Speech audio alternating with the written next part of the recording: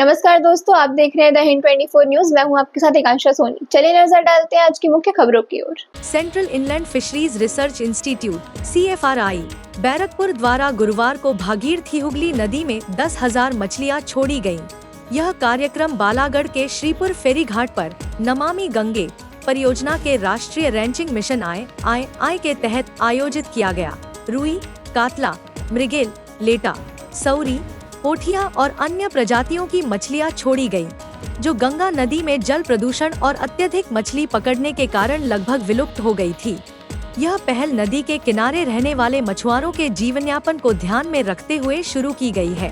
कार्यक्रम में स्थानीय मछुआरे परिवारों को आमंत्रित किया गया था। CFRI बैरकपुर के निदेशक बसंत कुमार दास की देखरेख में इस कार्यशाला में जीविका और नदी को स्वच्छ रखने के तरीकों पर चर्चा की गई।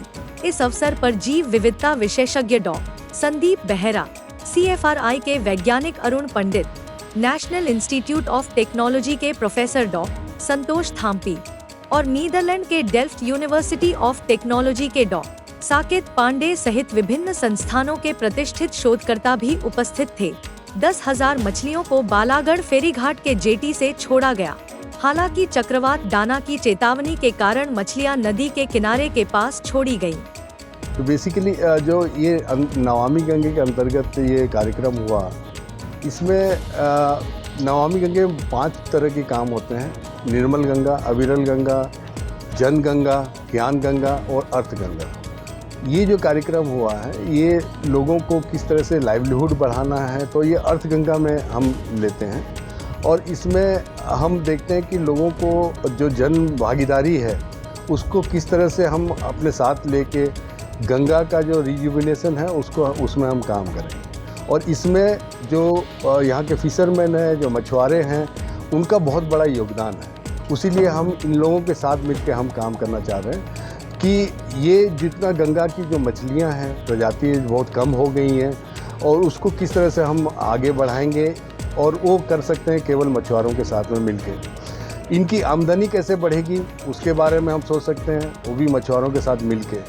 क्या हम 2-3 महीने जो ब्रीडिंग टाइम है मछली का, उस समय इन लोग को समझा के उन 3 महीने में इनकी आमदनी को दूसरी तरह से दे के, किस तरह से हम उस मछली के जो ब्रीडिंग टाइम है उसमें अंडे जब देते हैं, उस टाइम में इनको मछली मारने से थोड़ा सा रोकना पड़ेगा, तब जाके इनका। लेकिन उस समय ये लोग करेंगे क्या, क्या खाएंगे, कैसे रहेंगे, उसके बारे में हम लोग सोच रहे हैं कि इनको किस तरह से अल्टरनेटिव लाइवलीहुड दे के उस 3-4 महीने में हम उनको जो है रोक सकें नदी में जाने से।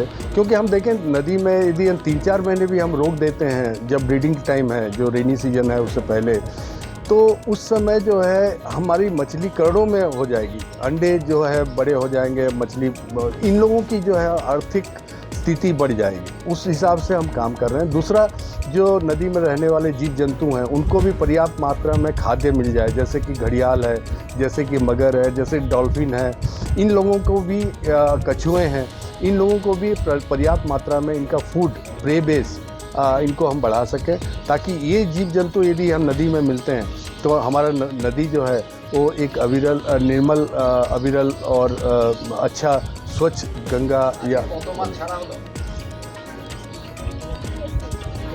करीब 10,000 मछली आज हमने छोड़ा है।